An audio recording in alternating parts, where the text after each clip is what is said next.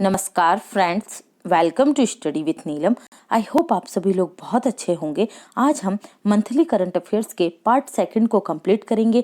Part one अभी तक आप लोगों ने नहीं देखा है तो वो भी अवेलेबल है, आप जाकर वो देख सकते हैं। जो स्टूडेंट जॉब करते हैं, जो स्टूडेंट डेली फॉलो नहीं कर पा रहे, या जिन स्टूडेंट्स के अपकमिंग एग्जाम्स हैं, या जिन स्टूडेंट्स को रिविजन करने का टाइम नहीं मिलता, तो उन लोगों के लिए ये सीरीज स्पेशली लाई जा रही है। पार्ट वन आ चुका है और आज हम कंप्लीट करेंगे पार्ट सेकेंड। चलिए तो फटाफट शुरू करते हैं आज का हमारा monthly current affairs part two. पहला क्वेश्चन है हमारा, हाल ही में निम्न में से किस देश में प्रकाश आधारित दुनिया का पहला क्वांटम कंप्यूटर बनाने का दावा किया है? तो राइट आंसर होगा चाइना। चाइना द्वारा यह दावा किया गया है कि उसने दुनिया का पहला क्वांटम कंप्यूटर बना लिया है। ओके, ये आप याद रखेंगे। यहाँ हम चाइना के बारे में कुछ बेसिक इन्फॉर्मेशन देख लेते हैं। चाइना की कैपिटल क्या है? ये आप जो येलो कलर में देख रहे हैं, ये पूरा ही क्या है? चाइना है। ओके, तो ये चाइना है और चाइना की राजधानी क्या है? बीजिंग है। करेंसी है रेनमिनबी। प्रेसिडेंट है यहाँ के सी जिनपिंग। चंद्रमा पर अपना राष्ट्रीय झंडा फहराने वाला विश्व का दूसरा देश चीन ही बना है। और चंद्रमा पर सैंपल कलेक्ट करने के लिए चैंग E5 मिशन को हाल ही में चीन ने लॉन्च किया था। G6 सैटेलाइट को भी इन्होंने लॉन्च किया है। और विश्व की सबसे अधिक ऊंचाई पर स्थित क्लाउड कंप्यूटिंग सेंटर बना रहा है चीन। कहाँ पर? तिब्बत में। तो ये भी आप याद रखेंगे। और आपको लेटेस्ट बता देती हूँ, जो अफगानिस्तान लगा हुआ है, ठीक है, चीन की सीमा से, तो यहाँ पर चीन के 10 जो जासूस हैं वो पकड़े हैं। किसने? अफगानिस्तान ने। और चीन से डिमांड की है कि चीन माफी मांगे कि उसने अफगानिस्तान में अपने जासूस भेजे हैं। और चीन की सक्रियता बढ़ रही है कहां पर? नेपाल में। नेपाल में जो केपी ओली सरकार है वो एक कम्युनिस्ट पार्टी की सरकार है। और केपी ओली ने अभी संसद के दोनों सदनों को क्या कर दिया? भंग कर दिया है। तो आप मुझे कमेंट सेक्शन में बताएंगे कि नेपाल की जो संसद है उसे क्या कहा जाता है। और यहाँ की राष्ट्रपति कौन है नेपाल की? विद्या देवी भंडारी। तो नेपाल ने अपना एक डेलीगेशन भेजा है यहाँ पर कि वो जाकर नेपाल में ऐसी परिस्थितियां तैयार करे कि जो प्रचंड हैं कम्युनिस्ट पार्टी के दूसरे नेता और एक हैं केपी ओली, इन दोनों के बीच में जो कम्युनिस्ट पार्टी है वो विभाजित ना हो, दो टुकड़ों में ना बटे। और नेपाल में जब भी सरकार बने तो वो किसकी बने?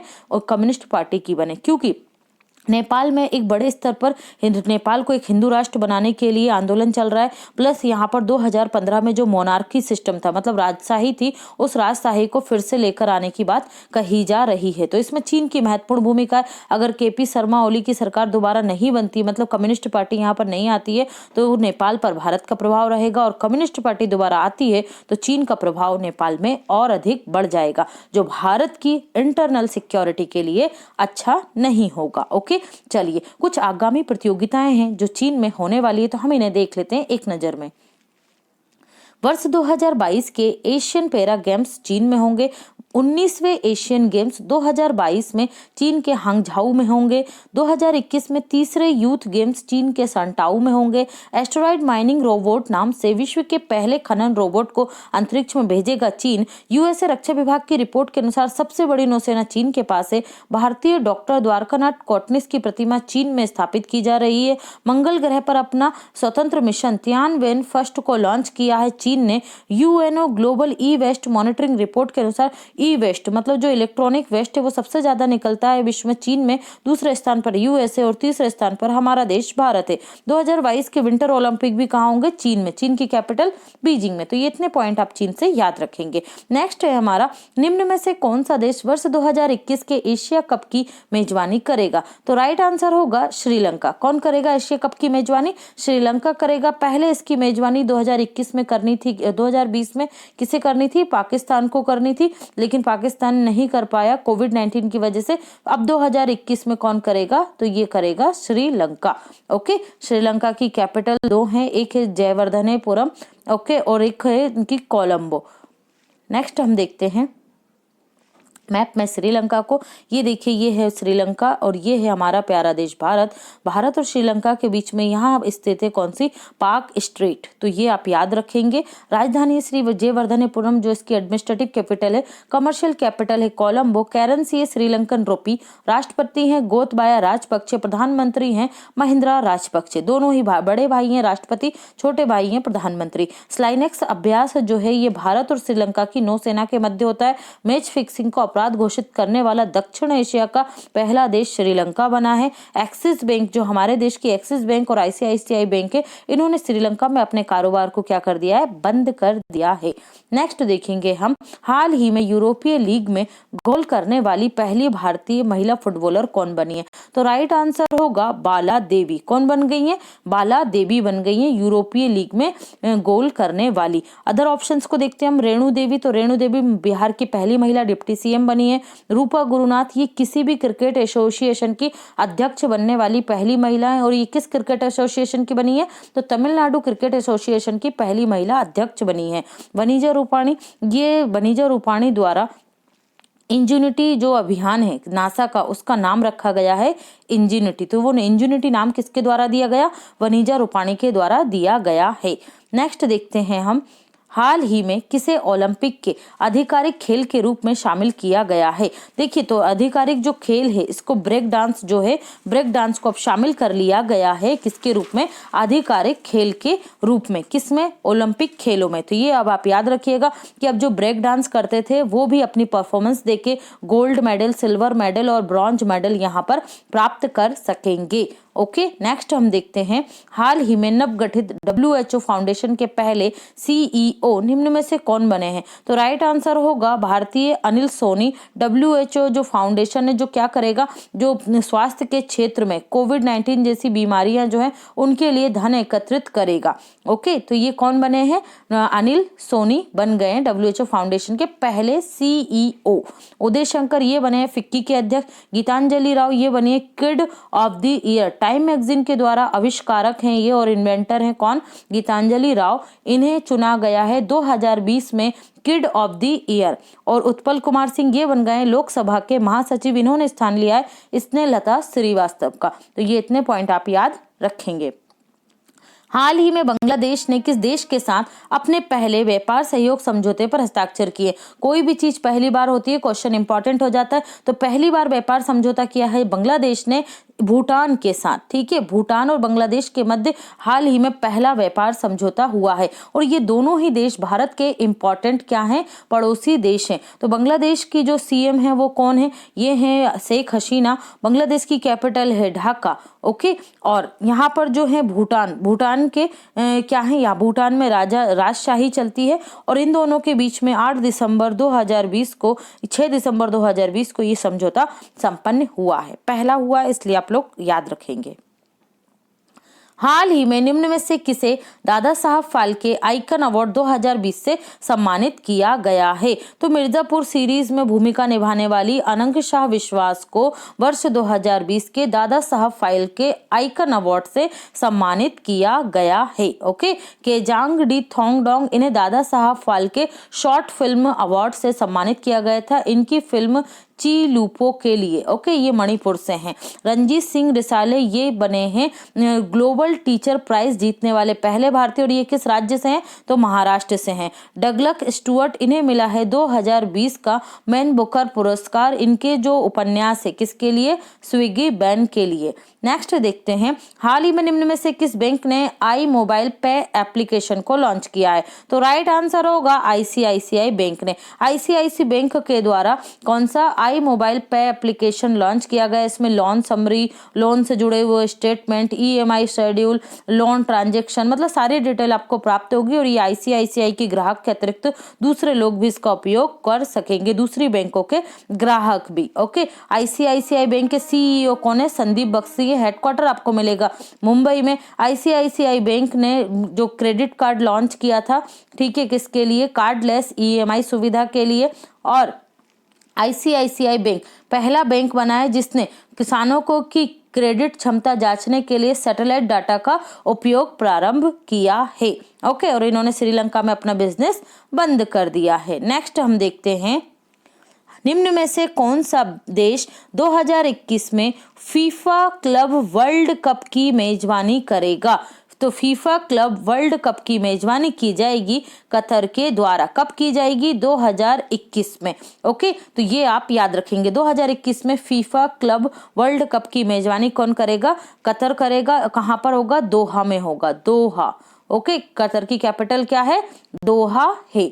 नेक्स्ट हम देखते हैं, हाल ही में भारत दुनिया का सबसे बड़ा नवीकरणीय ऊर्जा पार्क कहाँ स्थापित करेगा? तो ये देखिए, भारत का सबसे बड़ा नवीकरणीय ऊर्जा पार्क और हाइब्रिड होगा, मतलब यहाँ पर विंड से और सौर से दोनों ही ऊर्जा का निर्माण किया जाएगा। कहाँ होगा? गुजरात में। और इसका इनॉग्रेशन किसने किया है? प्रधानमंत्री मोदी के द्वारा इसका इनॉग्रेशन किया गया। इसके साथ ही एक मिल्क प्रोसेसिंग ऑटोमेटिक यूनिट भी बनाई गई है और गुजरात में ही इसका उद्घाटन किया गया। और एक डिसैलिनाइजेशन प्लांट, ठीक है, खारे पानी को पीने योग्य पानी में परिवर्तित करने वाले प्लांट का उद्घाटन भी प्रधानमंत्री मोदी के द्वारा गुजरात में किया गया है। तो ये आप याद रखेंगे गुजरात से।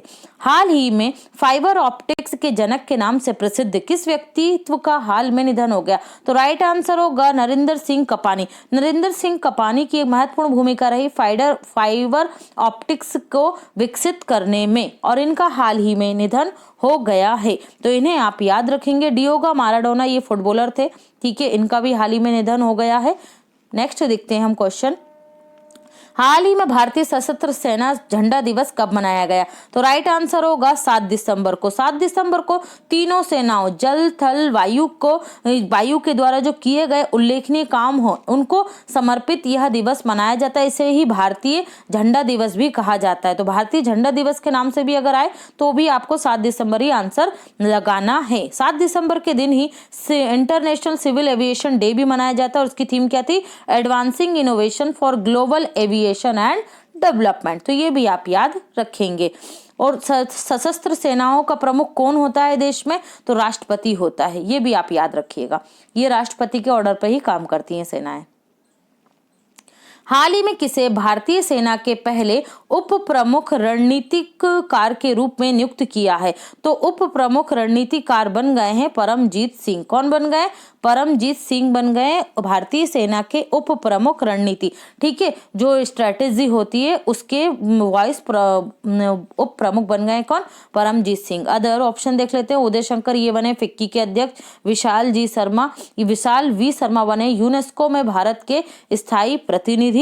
और यशवर्धन कुमार सिन्हा ये बन गए हमारे मुख्य सूचना आयुक्त, चीफ इंफॉर्मेशन कमिश्नर। हाल ही में जारी जलवायु परिवर्तन सूचकांक 2021 में भारत का स्थान क्या रहा है 2020 में? तो इसमें भारत का स्थान रहा है 10वां। क्या रही है भारत का स्थान जलवायु परिवर्तन प्रदर्शन सूचकांक में? क्लाइमेट चेंज परफॉर्मेंस इंडेक्स 2020 में भारत की रैंक रही है 10 और 2019 में क्या थी? 9 थी, ठीक है, याद रखना दोनों ही। और टॉप पर कौन सा देश रहे? देखिए 3 टॉप पर कोई भी देश नहीं है, क्योंकि पेरिस जलवायु जो समझौता है उसकी जो रणनीति थी उसको कोई भी देश प्राप्त नहीं कर पाया जो लक्ष्य थे। इसलिए चौथी रैंक मिली है किसको? स्वीडन को। और 5वीं रैंक मिली है यहाँ पर यूके को। ओके, डेनमार्क रहा है 6वें स्थान पर। 7वें स्थान पर रहा है मोरक्को। 8वें स्थान पर नॉर्वे। 9वें स्थान पर चिली और 10वें स्थान पर रहा है हमारा प्यारा देश भारत। तो हमने टॉप 10 में यहाँ जगह बनाई है, तो ये आप याद रखेंगे। हाल ही में अंतरराष्ट्रीय भ्रष्टाचार विरोधी दिवस कब मनाया गया? तो प्रतिवर्ष 9 दिसंबर को मनाया जाता है international anti corruption day. Corruption से होने वाले जो डेवलपमेंट है, जो पिछड़ जाता है, लोगों को से जागरूक करना, उससे उत्पन्न होने वाली परेशानियों के प्रति विश्व स्तर पर जागरूकता उत्पन्न करने के लिए प्रतिवर्ष 9 दिसंबर को मनाया जाता है international anti corruption day. Okay, 1 दिसंबर को मनाते हैं वर्ल्ड एड्स डे। 5 दिसंबर को मनाते हैं वर्ल्ड सॉइल डे। 2 दिसंबर को मनाते हैं नेशनल पॉल्यूशन कंट्रोल डे। तो ये सभी इंपॉर्टेंट है, याद रखेंगे। नेक्स्ट है, हाल ही में निम्न में से किस राज्य के 2 शहरों को यूनेस्को के विश्व विरासत शहरों की सूची में शामिल किया गया है? तो राइट आंसर होगा मध्य प्रदेश के ग्वालियर और ओरछा किला शहरों को विश्व विरासत शहरों में शामिल किया गया है। वर्ल्ड हेरिटेज साइट यूनेस्को का हेडक्वार्टर आपको मिलेगा पेरिस फ्रांस में और इसके जो अध्यक्ष हैं वो हैं एड्रे अजेलो। यूनेस्को की स्थापना हुई थी कब? 4 नवंबर 1945 को। 4 नवंबर 1945 को। यूनेस्को की फुल फॉर्म है United Nation Educational Scientific Cultural Organisation. तो ये इतने पॉइंट आप यूनेस्को से याद रखेंगे। नेक्स्ट है हमारा क्वेश्चन, हाल ही में निम्न में से किसने वर्ष 2020 का विश्व एथलीट ऑफ द ईयर का खिताब जीत लिया है? तो राइट आंसर होगा यहाँ पर हमारा, महिलाओं में अगर बात की जाए तो यूलिमार रोहास ये हैं पुर्तगाल की, और मोंडो डुप्लेंटिस ये हैं पुरुषों की श्रेणी में। महिलाओं की श्रेणी में यूलिमार रोहास और पुरुषों की लिस्ट में मोंडो डुप्लेंटस ने यह अवार्ड जीता है। तो याद रखेंगे गीतांजलि राव, इन्होंने मैगजीन जो है टाइम मैगजीन में किड ऑफ द ईयर 2020 चुना गया है। गौरव शर्मा ये हिमाचल प्रदेश से हैं और न्यूजीलैंड में संस्कृत तथा माओरी भाषा जो न्यूजीलैंड की उसमें शपथ लेने वाले पहले सांसद बन गए हैं। नेक्स्ट हम देखते हैं निम्न में से कौन सा देश विश्व आर्थिक मंच 2021 की मेजबानी करेगा। तो राइट आंसर होगा सिंगापुर 2021 में विश्व आर्थिक मंच की 50वीं जो बैठक है उसकी मेजबानी करेगा। विश्व आर्थिक मंच जो है वर्ल्ड इकोनॉमिक फोरम, ठीक है, इसकी 2021 की जो बैठक है वो कहाँ होगी, सिंगापुर में। तो सिंगापुर की कैपिटल क्या है, सिंगापुर सिटी है। ओके, तो ये आप याद रखेंगे। यहाँ की प्रेसिडेंट है हलीमा याकूब और प्रधानमंत्री हैं यहाँ के ली स्वेन लुंग जो दोबारा बने हैं क्या, यहाँ के प्रधानमंत्री। सिंगापुर फेस रिकॉग्नाइजेशन टेक्निक को अपनाने वाला विश्व का पहला देश है और सिंगापुर में ही प्रोसेस्ड जो मीट है जो लैब में तैयार किया जाता है उसके उत्पादन को मंजूरी दे दी गई है। तो ये इतने पॉइंट आप सिंगापुर से याद रखेंगे। नेक्स्ट देखते हैं हम, हाल ही में निम्न में से किस क्रिकेटर के द्वारा क्रिकेट के सभी फॉर्मेट से संन्यास की घोषणा की गई है। तो राइट आंसर होगा पार्थिव पटेल। पार्थिव पटेल ने जितने भी क्रिकेट के फॉर्मेट है उनसे संन्यास की घोषणा कर दी गई है। ओके, महेंद्र सिंह धोनी ने भी क्या ले लिया, संन्यास ले लिया है। हाल ही में निम्न में से किसने संयुक्त राष्ट्र का इन्वेस्टमेंट प्रमोशनल अवार्ड 2020 जीता है। तो राइट आंसर होगा इन्वेस्टमेंट इंडिया। इन्वेस्टमेंट जो इंडिया पहल है इसके द्वारा जो आत्मनिर्भर भारत है उस क्षेत्र में महत्वपूर्ण कार्य किए गए और इसके इसी कार्यों के लिए संयुक्त राष्ट्र संघ के द्वारा इसे दिया गया है संयुक्त राष्ट्र इन्वेस्टमेंट प्रमोशनल अवार्ड 2020। तो ये भी आप याद रखेंगे। हाल ही में टाइम मैगजीन ने पर्सन ऑफ द ईयर 2020 के रूप में किसे चुना है। तो राइट आंसर होगा बी और सी दोनों। कमला हैरिस जो बनी है अमेरिका की पहली महिला उपराष्ट्रपति और जो बाइडेन ये बन गए हैं अमेरिका के 46वें क्रम के राष्ट्रपति। ओके, तो इन दोनों को ही चुना है पर्सन ऑफ द ईयर। हालांकि इनकी बहुत ज़्यादा आलोचना भी हुई क्योंकि कोविड-19 के कारण यहाँ तो या तो इन्हें डॉक्टरों को यहाँ पर इम्पोर्टेंट देनी थी या जो वर्कर हैं जो कोविड-19 के दौरान भी अपना काम करते रहे उन्हें इम्पोर्टेंट देनी थी, लेकिन टाइम मैगजीन ने इन दोनों चेहरों को चुना। ओके, हालांकि हमें इन दोनों चेहरों को ही याद रखना है। गीतांजलि राव ये हम देख चुके हैं, kid of the year time magazine के द्वारा गीतांजलि राव को चुना गया। ये भारतीय अमेरिकी मूल की बालिका हैं। नेक्स्ट है, हाल ही में time magazine person of the year business person of the year 2020 के रूप में किसे चुना गया है। तो एरिक युआन को चुना गया है। ये हैं zoom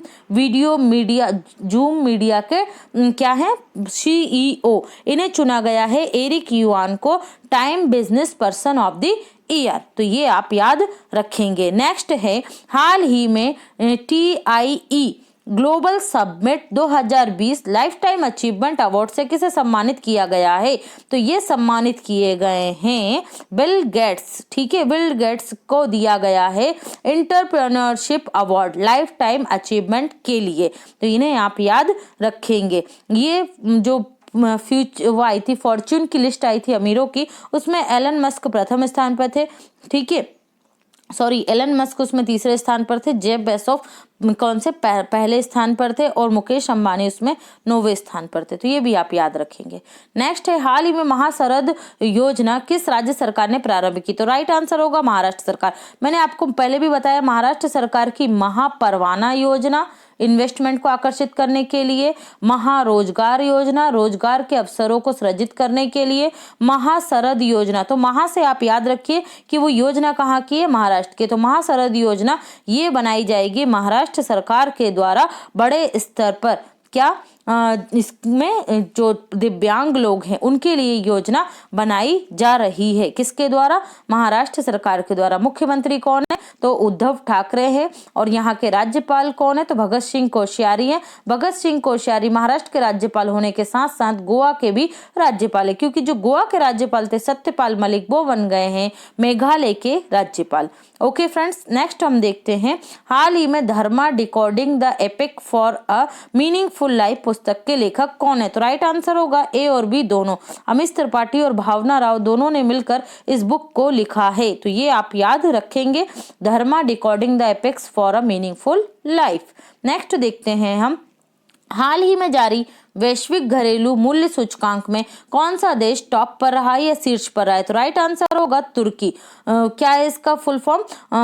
world domestic price index. ठीक है, तो वर्ल्ड डोमेस्टिक प्राइस इंडेक्स में तुर्की रहा प्रथम स्थान पर और भारत रहा इस रैंकिंग में 54 स्थान पर। भारत की रैंकिंग क्या रही इसमें? 54 रही है। ओके, नेक्स्ट हम देखते हैं, हाल ही में टाइम मैगजीन के द्वारा एथलीट ऑफ द ईयर निम्न में से किसे चुना गया है? तो एथलीट ऑफ द ईयर चुने गए हैं यूएसए के बास्केटबॉल खिलाड़ी लेब्रॉन जेम्स। ठीक है, इन्हें चुना गया है athlete of the year time magazine के द्वारा। रितु फोगाट, इन्होंने सिंगापुर में चौथा एमएमएम मिक्स्ड मार्शल आर्ट खिताब जीत लिया है। एलावेलिन वलारीना और बजरंग पूनिया, इन्हें फिक्की के द्वारा एथलीट ऑफ द ईयर चुना गया है। तो ये भी आप याद रखेंगे। नेक्स्ट है, हाल ही में Bloomberg new energy finance 2020 climate scope सर्वेक्षण रैंकिंग में कौन सा देश शीर्ष पर रहा है?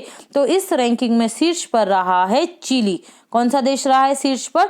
चिली इस रैंकिंग में शीर्ष पर रहा है। दक्षिण अमेरिकी देश है चिली। नेक्स्ट हम देखते हैं, हाल ही में पाओलो रोसी का निधन हो गया। इनका संबंध किस क्षेत्र से? तो ये भी इटली के क्या है, एक फुटबॉल खिलाड़ी थे और इनका हाल ही में निधन हो गया है। नेक्स्ट है हमारा, हाल ही में let us dream the path to a better future पुस्तक के लेखक कौन है? तो हम इस बुक को लगभग 2 महीनों से फॉलो कर रहे हैं और ये बुक है पोप फ्रांसिस की, जो वेटिकन के और ईसाई धर्म गुरु हैं। ठीक है, विश्व में पोप फ्रांसिस, और इन्हीं की ये बुक है late us dream. Amish Tripathi की हम बुक देख चुके हैं धर्मा, और डॉक्टर कृष्णा सक्सेना की बुक है अ बुके ऑफ फ्लावर। इनकी बुक का उद्घाटन लॉन्च किया था राजनाथ सिंह ने, और सोनू सूद के साथ मीना अय्यर ने इनकी ऑटोबायोग्राफी लिखी है आई एम नॉट मसीहा। तो उसे भी आप याद रखेंगे। नेक्स्ट है, हाल ही में विश्व मानव अधिकार दिवस कब मनाया गया? तो राइट आंसर होगा 10 दिसंबर को। प्रतिवर्ष 10 दिसंबर को मानव होने के नाते कुछ बेसिक राइट्स होते हैं और उनके प्रति लोगों को जागरूक करने के लिए ये दिवस मनाया जाता है। ओके, नेक्स्ट देखते हैं हम, अगर आप स्टडी विथ नीलम चैनल पर पहली बार आए तो फ्रेंड्स फटाफट से चैनल को सब्सक्राइब कर लीजिए, वीडियो को लाइक करना, शेयर करना और चैनल को सब्सक्राइब करना बिल्कुल ना भूलें। ज़्यादा से ज़्यादा वीडियो को लाइक कीजिए और ज़्यादा से ज़्यादा कमेंट कीजिए, जिससे हम और ज़्यादा मोटिवेट हों आपको अच्छे से अच्छा मटेरियल प्रोवाइड करने के लिए। एक इन्फॉर्मेशन देना चाहती हूँ आपको, जो सेंट्रल लेवल के जितने भी एग्जाम हैं, SSC, railway, NTPC, CBDT 1, okay, IB, उनके लिए हम स्पेशल मॉक टेस्ट सीरीज शुरू कर रहे हैं। मतलब टेस्ट सीरीज है ये। ओके, इसमें लगभग डेली हम एक टेस्ट आपको प्रोवाइड करने की पूरी कोशिश करेंगे, वरना एक दिन छोड़कर आएगा। और इसी तरीके से एक टेस्ट सीरीज हम एमपी स्पेशल स्टूडेंट्स के लिए शुरू कर रहे हैं। इसमें एमपी के जितने भी एग्जाम है, चाहे वो एमपी पुलिस हो, एमपी पीएससी हो, सभी को इसमें इंक्लूड किया जाएगा। और इसमें मेन फोकस किया जाएगा आपके MP current affairs, MP GK, India GK, India current affairs, world GK, world current affairs. Okay, और हिंदी इसमें आपके लिए इंक्लूड की जाएगी। ओके, तो ये वाला पोर्शन आपका टेस्ट में इंक्लूड होगा। तो टेस्ट सीरीज को, दोनों ही टेस्ट सीरीज को अपना सपोर्ट पूरी तरीके से दीजिएगा, ताकि हम आपको सिलेक्शन के करीब ले जाने के लिए पूरी तरीके से उत्साहित होकर आपका साथ दे सकें। ओके फ्रेंड्स, चलिए बढ़ते हैं पॉइंट टू पॉइंट सेक्शन की तरफ। पहला पॉइंट है हमारा, हाल ही में रविंद्रनाथ टैगोर साहित्यिक पुरस्कार से राजकमल झा को सम्मानित किया गया। यह पत्रकार और लेखक है। इनके नोवेल मतलब उपन्यास का नाम क्या है? द सिटी एंड द सी के लिए इन्हें तीसरा रविंद्रनाथ टैगोर सम्मान दिया गया है। अनंग शाह विश्वास को दादा साहब फाल्के आइकन अवार्ड 2020 से सम्मानित किया गया। रंजीत सिंह रिसाले को ग्लोबल टीचर प्राइज से सम्मानित किया गया। 2020 के अंतर्राष्ट्रीय बुकर पुरस्कार से मारिके लुकास रिजनेवेल्ड को उपन्यास द डिस्कम्फर्ट ऑफ इवनिंग के लिए सम्मानित किया गया था। बुकर पुरस्कार 2020 के विजेता कौन है? डगलस स्टुअर्ट है, और इनके उपन्यास का नाम क्या है? स्विगी बैन है, स्विगी बैन। ओके, तो ये भी आप याद रखिएगा। भारतीय अमेरिकी मूल की गीतांजलि राव को टाइम मैगजीन ने किड ऑफ द ईयर चुना है। उदय शंकर फिक्की के अध्यक्ष बने हैं। नासा के मंगल ग्रह के पहली हेलीकॉप्टर का नाम क्या था? इंजेन्युटी रखा गया था। किसने रखा था? वणिजा रूपाणी ने। हाल ही में पहली बार ध्वनि की गति से तेज विमान उड़ाने वाले यूएसए के पायलट चक गियर का निधन हो गया। ये थे चक गियर। ओके, 96 ईयर की एज में इनका निधन हो गया है। मधुकर गंगाधर का हाल ही में निधन हो गया। इनका संबंध किस क्षेत्र से था? ये ऑल इंडिया रेडियो के लेखक थे। ठीक है, ऑल इंडिया रेडियो के।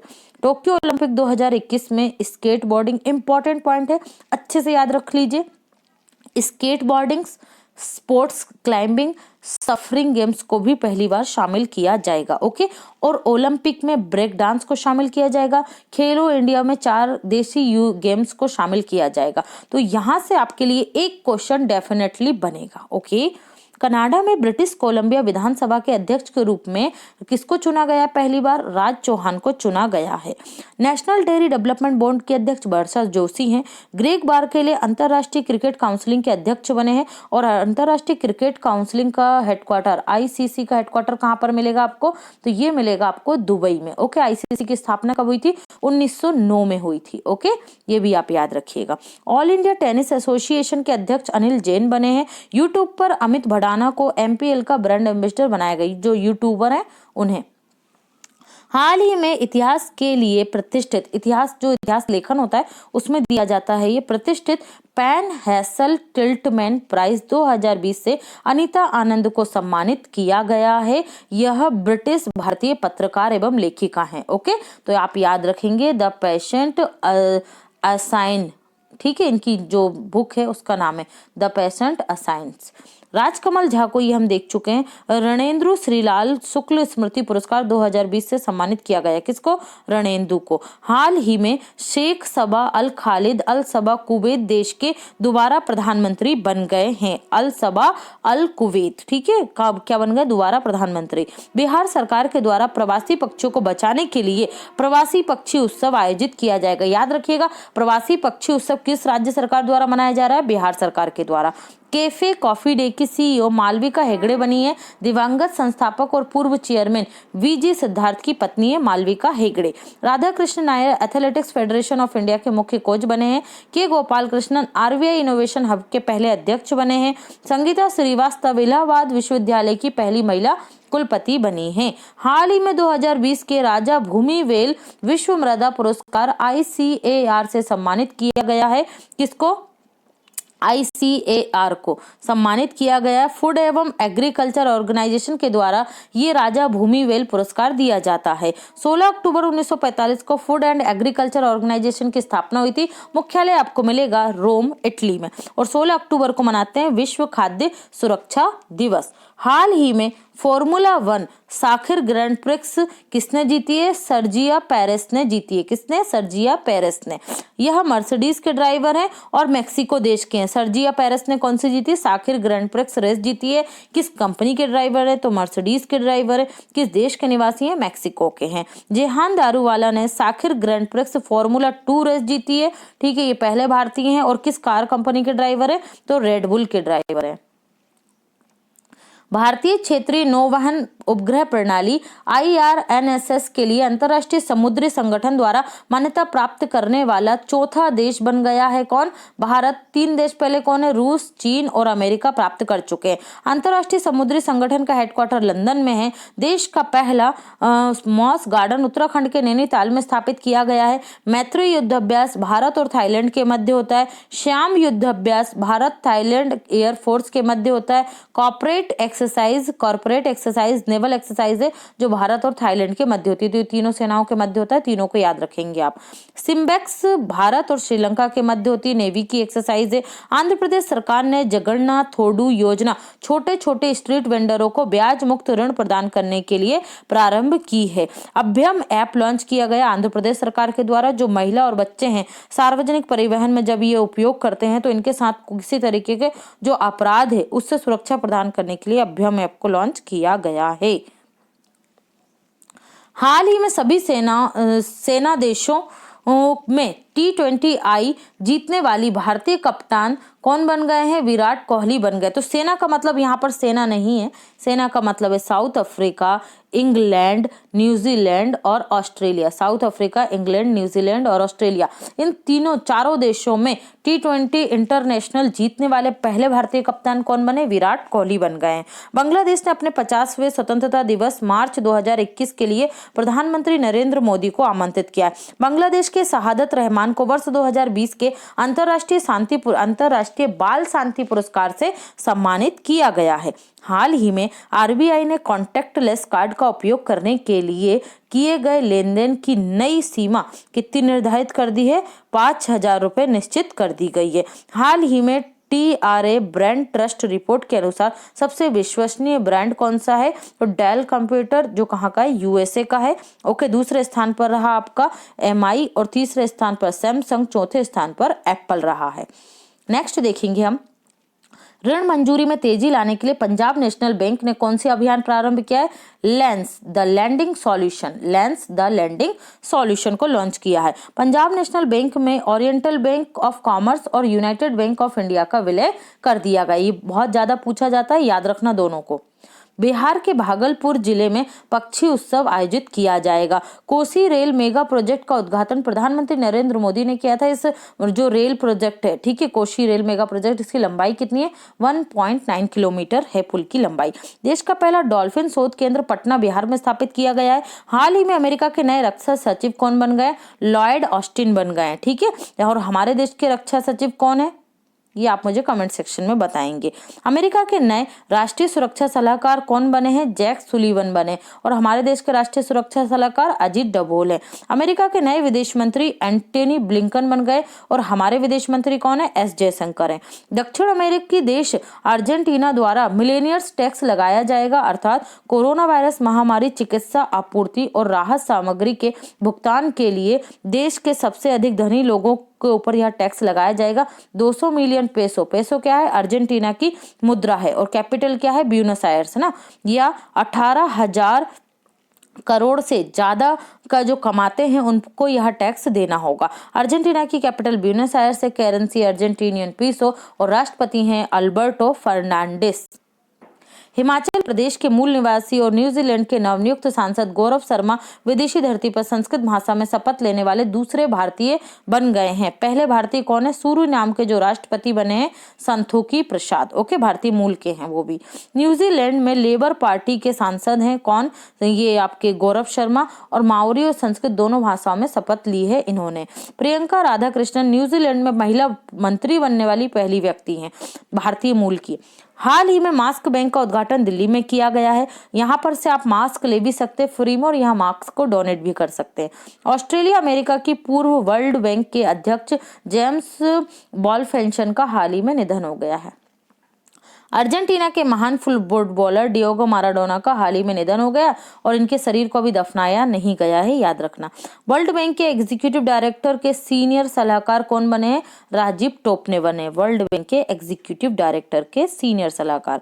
खेल मंत्रालय ने भारतीय तीरंदाजी संघ को राष्ट्रीय खेल महासंघ के रूप में मान्यता दी है। इसके अध्यक्ष कौन है? जनजातीय मंत्री हैं अर्जुन मुंडा, जिनका लोकसभा क्षेत्र खुंटिया, झारखंड। भारतीय तीरंदाजी संघ की मान्यता 7 दिसंबर 2012 को खत्म कर दी गई थी क्योंकि इन्होंने उच्चतम न्यायालय के निर्देशों के अनुसार अपने चुनाव नहीं कराए थे। ओके, नेक्स्ट है Fortune business person of the year की सूची में शांतनु नारायण और अजय बंगा को शामिल किया गया है। Fortune business person of the year की सूची में शीर्ष पर कौन रहे? स्पेस एक्स कंपनी के मालिक एलन मस्क रहे। हाल ही में पाकिस्तान के में भारत के नए राजदूत कौन बन गए? तो सुरेश कुमार बन गए हैं। राजेश बिंदल जम्मू कश्मीर हाईकोर्ट के एडिशनल चीफ जस्टिस बने हैं और गीता मित्तल क्या हो गई? रिटायर्ड हो गई। आपको याद रखना है गीता मित्तल क्या है? जम्मू कश्मीर हाईकोर्ट की पहली महिला चीफ जस्टिस रही थी ये। ओके, और तेलंगाना हाईकोर्ट की पहली महिला चीफ जस्टिस हाल ही में कौन बनी है? हिमा कोहली बनी है। अनिल सोनी नवगठित WHO फाउंडेशन के पहले CEO बने हैं। राजकमल झा को इन्हें पुरस्कार मिला, हम देख चुके हैं। भारतीय मूल की सांसद प्रमिला जायसवाल को USA कांग्रेशनल प्रोग्रेसिव कॉकस का अध्यक्ष चुना गया है। देश के पहले राष्ट्रीय दिव्यांग सशक्तिकरण केंद्र का उद्घाटन तेलंगाना में किया गया है। जी किशन रेड्डी कौन है? ये हमारे केंद्रीय राज्य गृह मंत्री हैं, ठीक है। किशन रेड्डी ने तेलंगाना के हैदराबाद में सीआरपीएफ ग्रुप सेंटर में इस दिव्यांग सशक्तिकरण केंद्र का उद्घाटन किया है। जो सीआरपीएफ के जवान मतलब दिव्यांग हो जाते हैं उनके लिए होगा। सीआरपीएफ के वर्तमान में डायरेक्टर कौन है? डायरेक्टर जनरल तो एपी महेश्वरी हैं। देश का पहला डॉग पार्क कहाँ बन रहा है? हैदराबाद में बन रहा है। और देश का सबसे बड़ा मेडिटेशन सेंटर भी हैदराबाद में ही है। हाल ही में आंध्र प्रदेश सरकार ने जगन्नाथ जीव क्रांति योजना में भेड़ बकरी इकाइयों को वितरित करने के लिए यह योजना प्रारंभ की है। ठीक है, लोगों की आजीविका को बढ़ावा देने के लिए। हाल ही में बीएसएनएल ने दुनिया का पहला सैटेलाइट आधारित narrow band internet of thing OTI network launch किया है। इंडोर क्षेत्र में नेटवर्क कवरेज की क्षमता में यह वृद्धि करता है। बीएसएनएल के वर्तमान अध्यक्ष प्रवीण कुमार पुरवार हैं।